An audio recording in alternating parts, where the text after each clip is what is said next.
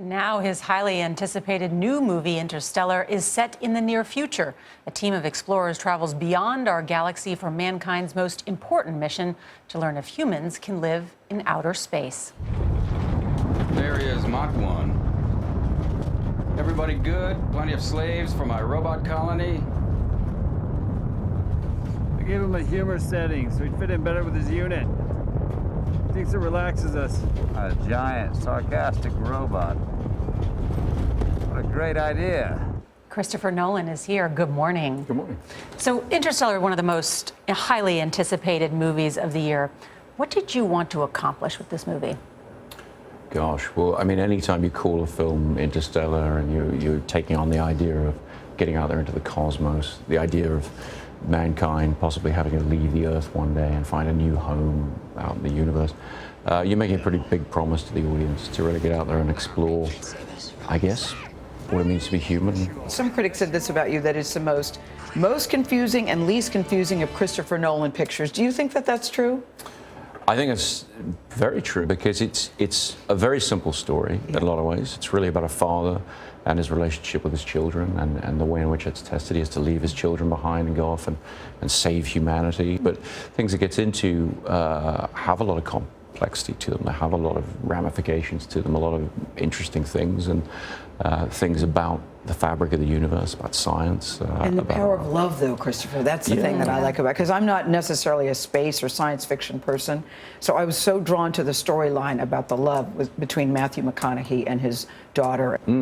Well, I think for me, the main attraction of the project, really, as a father myself, a father of How many four children? kids, 4 children, and my oldest is a daughter, Flora, and I think I really strongly responded to that element of the script. You know, but people who watch your movies say there's symbolism in everything. Do you like that people go into your movies trying to figure out what is Christopher Nolan saying this time? Or do you think people are reading too much into it? No, I encourage people to just come to the movie as an entertainment, as a ride, because what I've found with all of my films, people who approach it like it's a crossword puzzle or something, they get frustrated. So really for me, it's about saying to people, no, come and be entertained and come and go on this journey with these characters. And it's been a wonderful thing to see and really great for the audience. Talk about him, Nor, as a little boy. I know. Yeah, because here you are at 6 or 7 years old, you see Star Wars and Space Odyssey 2001.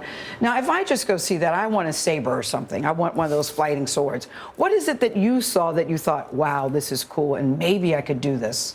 Well, I certainly wanted a lightsaber as well, but no, I think, you know, I went to see Star Wars in 1977 when it came out, and it really changed my life. It really, you know, at that young age, captured my imagination. It gave me a sense of the idea that movies can take you on a journey. They can create a set of worlds, a whole other universe that you can get lost in. Wonderful escapism.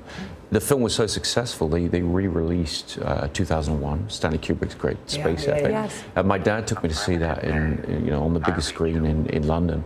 And I've always remembered just the size of the screen and the image, and I think it's one of the reasons I wanted to do IMAX films and do a big IMAX space movie. I mean, there's just something about that stuck in my head as suggesting the biggest potential of movies. Let's talk about Batman, because you produced 3 Batman movies, grossed $2.5 billion, as Gail would say, with the B. The B, yeah. That's called success, winning. Yeah. Why not do another Batman movie? Well, because I worked on the character, absolutely loved the character, and loved working with Christian and the whole family that we had together working on the film. But we did it for about 10 years. The truth is, my superhero days are over. It was an incredible ride while it lasted. The other fascinating thing about you is that you work with your lovely wife, Emma, who's in the green room trying to act like she doesn't see us out here. Hello, Emma. So you all have been together for 14 years. She was a producer. What is it like? For some people, husband and wives and brothers working together can be a hot mess. That doesn't seem to be the case with you two. No, I mean, we've, you know, Emma's produced all my films. I do everything she says and never argue, and we don't bring our work home with us. No, it is a hot mess, but it's a great hot mess, you know, and I think we've always done it. So, you know, we've known each other a very long time. It's wonderful working with people who will completely tell you the truth. There's no agenda in the creative conversations. It's a very honest response. You need people around you who you have that relationship with, whether they're family or people you've worked with a long time. Nora, who will tell you the truth even sometimes when you don't want to hear it. Especially when you don't want But you know that Emma's always right. So that's got to be very helpful for you.